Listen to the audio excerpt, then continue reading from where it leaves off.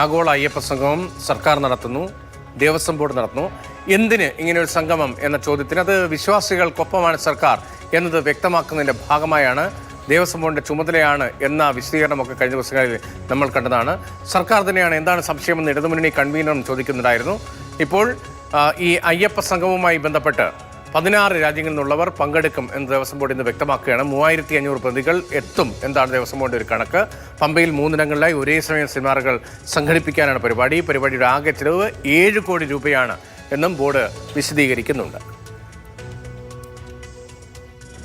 Pamba Manalpuram hill top Saketham auditorium. ആഗോള അയ്യപ്പ സംഗമത്തിന് ഇവയാണ് വേദികൾ. Sabarimala master plan, pilgrim tourism, തിരക്ക് നിയന്ത്രണം എന്നീ വിഷയങ്ങളിലാണ് ഭക്തജനങ്ങളുടെ അഭിപ്രായം തേടുക. ശനിയാഴ്ച രാവിലെ 6-ന് രജിസ്ട്രേഷൻ തുടങ്ങും. 10-ന് മുഖ്യമന്ത്രി പിണറായി വിജയൻ സംഗമം ഉദ്ഘാടനം ചെയ്യും. പ്രമുഖ സാമുദായിക സംഘടനകൾ, ഭക്തജന സംഘടനകൾ, പേട്ട സംഘങ്ങൾ എന്നിവയുടെ പ്രതിനിധികളും പരിപാടികളുടെ ഭാഗമാകും.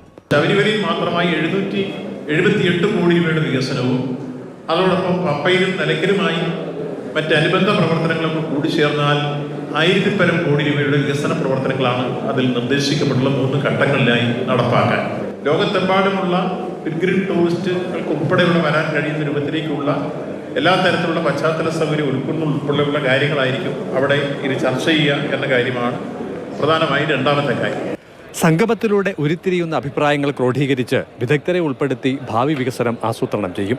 പ്രതിനിധികൾ പണം വാഗ്ദാനം നൽകിയാൽ സ്വീകരിക്കുമെന്ന് മന്ത്രി വ്യക്തമാക്കി. പ്രത്യേക പാസ് അനുവദിച്ചിട്ടുള്ളവർക്ക് മാത്രമായിരിക്കും പ്രവേശനം.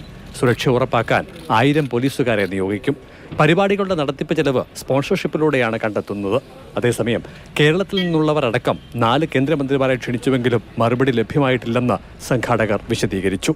വിശ്വാസികളിൽ നിന്നുള്ള അഭിപ്രായം തേടിക്കൊണ്ട് തീർത്ഥാടന കേന്ദ്രത്തിന്റെ വികസനത്തിനുള്ള രാജ്യത്തെ തന്നെ ആദ്യ പദ്ധതിയായാണ് ആഗോള അയ്യപ്പ സംഗമത്തെ തിരുവിതാംകൂർ ദേവസ്വം ബോർഡ് വിശേഷിപ്പിക്കുന്നത്. പമ്പയിൽ നിന്നും CK അഭിലാൽ, മാതൃഭൂമി ന്യൂസ്.